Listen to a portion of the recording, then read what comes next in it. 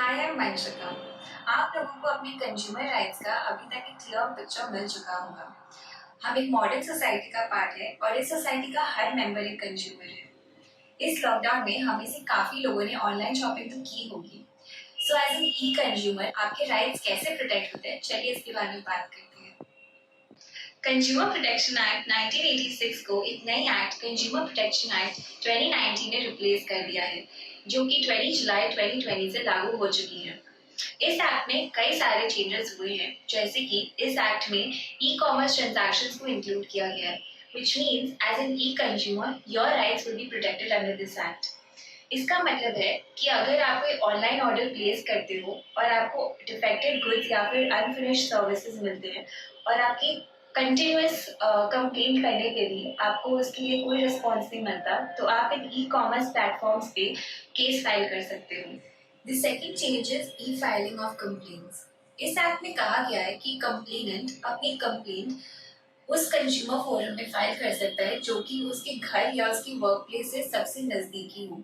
Complainant अगर चाहे तो अपनी कंप्लेंट ऑनलाइन भी फाइल कर सकता है। The third change is enhancement of pecuniary jurisdiction. इसका मतलब है कि अगर आपके डिस्प्यूटेड गुड्स या सर्विसेज की वैल्यू 1 करोड़ से नीचे की है तो आप डिस्ट्रिक्ट फोरम को अप्रोच करोगे, और अगर आपके डिस्प्यूटेड गुड्स और सर्विसेज की वैल्यू 1 करोड़ से ऊपर या 10 करोड़ से नीचे की है तो आप स्टेट कमीशन को अप्रोच करोगे। एंड सिमिलरली अगर आपके डिस्प्यूटेड गुड्स एंड सर्विसेज की वैल्यू 10 करोड़ से ऊपर की है तो आप नेशनल कमीशन को अप्रोच करोगे। The fourth change is establishment of Central Consumer Protection Authority (CCPA). ये एक रेगुलेटरी बॉडी है जो कि सो मोटो केसेस की इन्वेस्टिगेशन कर सकती है और अनफेयर ट्रेड प्रैक्टिसेस के प्रिवेंशन के लिए गाइडलाइंस इशू कर सकती है। The fifth change is penalties for misleading advertisement. इसका मतलब है कि अगर कोई इंसान कोई मिसलीडिंग या फॉल्स एडवर्टाइजमेंट करता है तो उसे 2 साल तक की सजा और 10 लाख तक का जुर्माना भरना पड़ सकता है। साथ ही अगर वो इंसान सेम ऑफेंस वापस कमिट करे तो उसे 5 साल तक की सजा और 50 लाख तक का जुर्माना भरना पड़ सकता है। The sixth change is introduction to the concept of product liability. इसका मतलब है कि अगर आप कोई प्रोडक्ट यूज करते हो और उससे आपको कोई हार्म पहुंचता है तो उसके लिए आपको कॉम्पेंसेशन मिल सकता है। The seventh change is the introduction to the concept of mediation. इसका मतलब है कि एक थर्ड पार्टी दो डिस्प्यूटेड पार्टीज के बीच में नेगोशिएट करके सेटलमेंट करवाता है। Hello everyone, today's topic that I'll be discussing on is the new additions that are made in the 2019 Act that were absent in the 1986 Act. So the first addition that crosses our path is the addition of the word e-consumers. So what are e-consumers? We know what are consumers according to Section 2 of the Consumer Protection Act. Any person who makes a purchase of any goods or commodity or avails any services for a price will be known as a consumer. Similarly, in case of e-consumers, any person who makes a purchase online for any goods or commodities or avails any services via any e-retail platform would be known as or termed as e-consumers. So, and moving on, come across another term, food, that has been included in the 2019 Act. The word food has been defined under the Food Safety and Standards Act 2006. This description has been added in the 2019 Act so as to increase the number of food delivery chains under the ambit of this provision. Then the pecuniary jurisdictions of the various forums, that is district forum, state commission and the national commission that we know, were as follows. District commission would take any matter up to rupees 20 lakhs. State commission would take any matters ranging from 20 lakhs to 1 crore, and the national commission would take cognizance of matter beyond 1 crore rupees. However, the new set of provisions provide or underlines a few factors that have been changed in and has been modified for these pecuniary jurisdictions are that the district forum would now take up matters which are in and around 1 crore. The national commissions would take over matters beyond 10 crores, and the state commissions would take over the matter ranging from 1 crore to 10 crore. Moving on, we find out that there have been many structural reforms that have been incorporated under this new act, which gives certain underlying features such as the composition, the location, and the qualifications of the members of the District Commission, State Commission, and the National Commission. District Forum, State Commission, and the National Commission. Moving on, we find the appeals that were earlier there, that from District Commission to the State Commission, how would they be taken care? Now the date has been moved with an extension of 15 days period, that is now to file an appeal to the State Commission from the District Forum, the minimum days would be 45 days, whereas from State Commission to National Commission, still 30 days, and from National Commission to the Supreme Court, it's still 30 days. And then we'd come across the word product liability.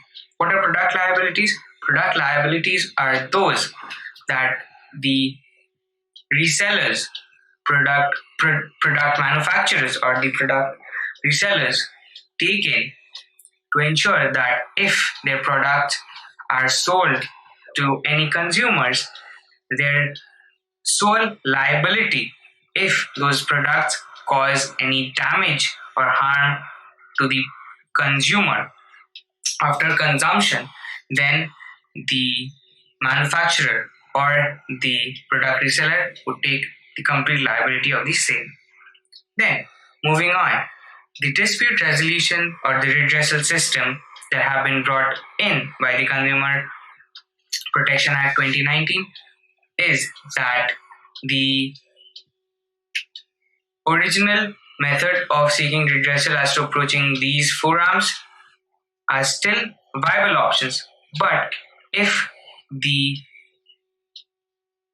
consumers want a speedy redressal, they could always approach the alternative dispute redressal system, and one of them is mediation, for which mediation has been recognized throughout the nation, and consumer mediation cells have been established attached to those district forums, the State Commission, and the National Commission. Then, in addition to all these, also there has been an authority that the central government has deployed, known as the Central Consumer Protection Authority. This authority would ensure the speedy redressals attachments to it, like say for suppose if a matter which concerns the government to a certain extent where it needs the attention of the government and the top judiciary, then such matters would be taken into consideration by the authorities. Thus, these were some of the key additions that were made in the 2019 Act. Thank you. I would be handing over the place with my next teammate. Thank you so much. Hello everyone, I am Devlina Banerjee and I will be speaking on the loopholes of the Consumer Protection Act of 2019. So since we are all aware of the fact that the Consumer Protection Act of 1986 had certain loopholes which resulted in the amendment and the formation of the Consumer Protection Act of 2019. But even this act has certain loopholes which I will be discussing in brief. So the first point is the act provides relief to various paid services. It also provides relief to various non-paid services. such as charity and other social responsibilities. But the Act has failed to include the clinical treatment, that is, the services which are paid to the patients absolutely free of cost, and it also did not include the government duties and services such as sanitation, water supply, and others. Now, the second point is that the Act has failed to provide any strict liability for the people who are dealing with hazardous goods and substances in public, which are absolutely dangerous. So, the Act does provide clauses which mentions about the protection of the consumer and how these hazardous goods and substances should be marketed, but it has been absolutely silent on the fact that if a person is using or violating these rules and regulations of the Act, what would be the consequences to those persons. Now, the third point is that by the Act we know that the consumer is a person who consumes any service from the trader or the seller. But this Act has provided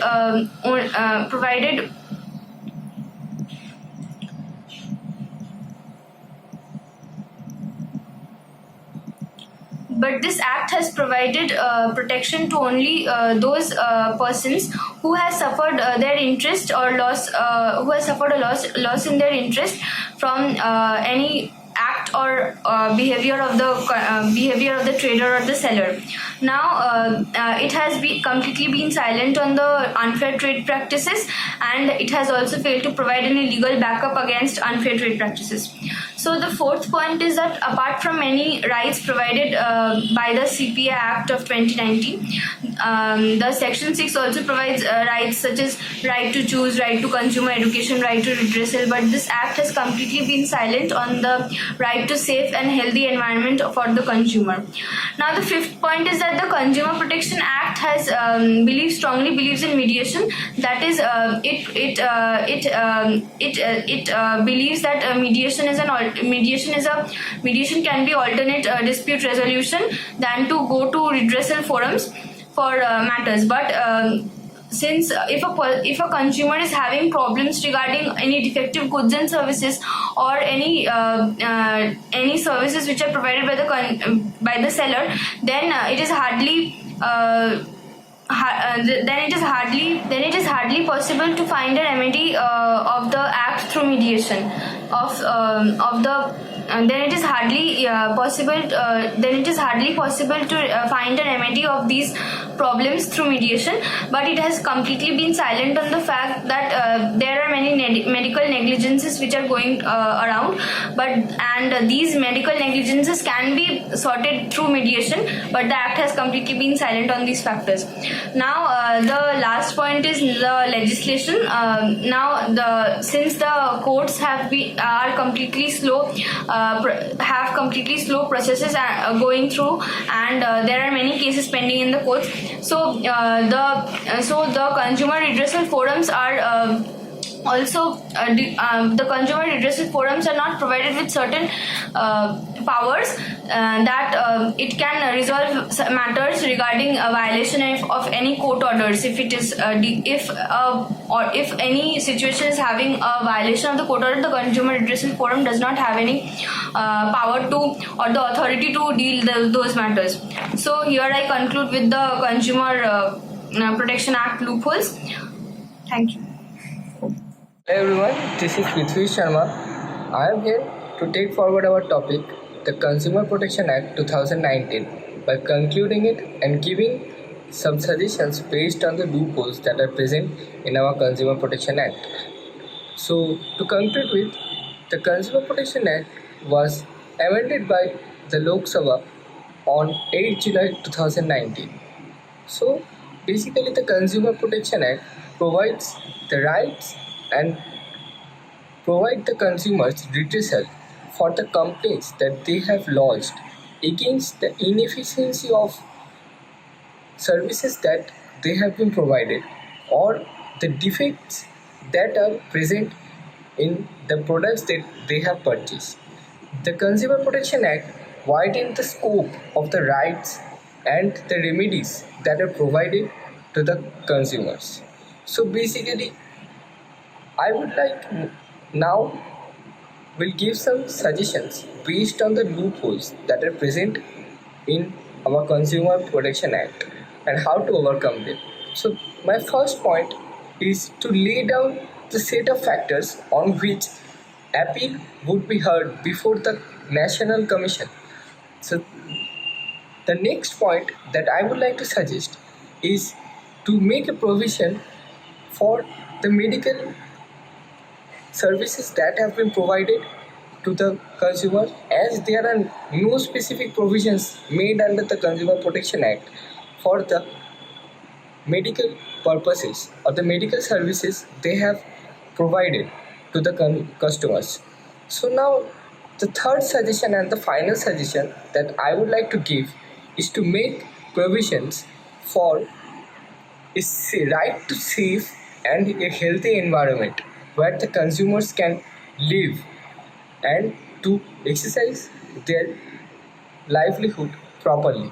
So thank you everyone for watching.